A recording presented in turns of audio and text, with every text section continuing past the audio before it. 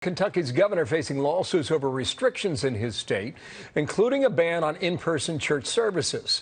A court temporarily blocked that ban as long as churches follow health guidelines, and the governor rescinded the order. I want to bring in Kentucky Attorney General Daniel Cameron, who's taken on the governor on this. In Kentucky, can you go to church or not? You can go to church. We were proud to join a lawsuit here recently challenging the constitutionality of an order that the governor had issued that basically banned in-person church services. That was fundamentally inconsistent with our First Amendment rights here in the Commonwealth and across this country. So we challenged it in court. I will just note that we've had two district court federal judges, one appointed by President Obama, the other appointed by President George W. Bush, independently decide that that order was unconstitutional as it applied to in-person church services. And so I was pleased to see that the governor rescinded that order.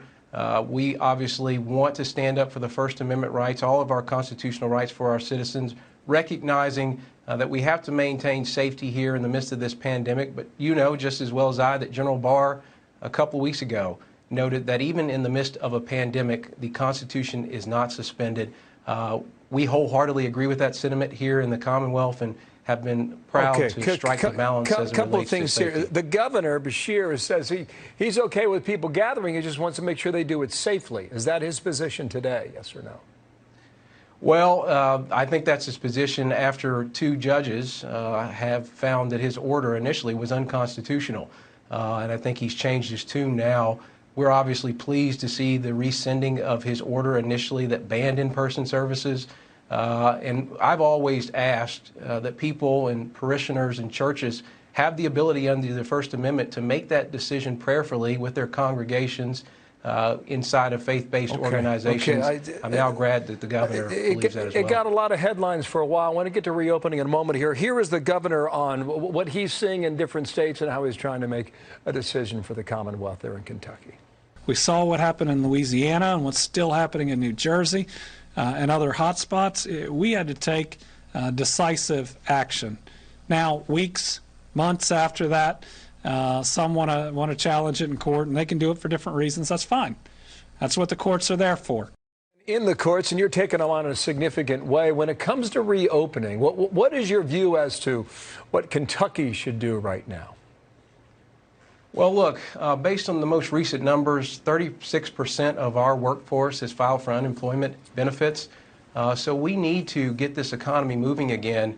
We don't want our folks having to stay at home and not able to provide for their families. Again, we are cognizant and completely aware of the challenges that this pandemic presents. But at some point, our folks need to get back to work. I recognize that there's a phased plan that's occurring here and across the country.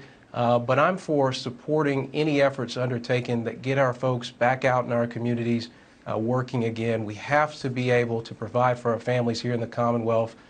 We can't live off the government indefinitely. And I know people here in Kentucky just want to be able to work and get back out. Okay, so on that, just one last point. Can you travel in Kentucky? What's the policy now? Well, initially, the governor issued an order that restricted the ability for people to travel outside of Kentucky. And a district federal court judge in northern Kentucky, appointed by President Carter, said that that order was unconstitutional.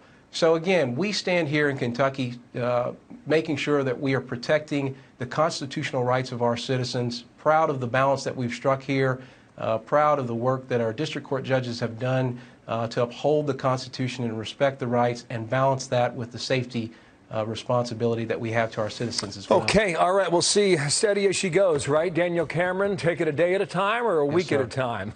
Sometimes it's an hour at a time. Well, every day we reassess. That's a bit. As do we. Thank you, sir, for your time today, and good luck there in Kentucky. Thank you.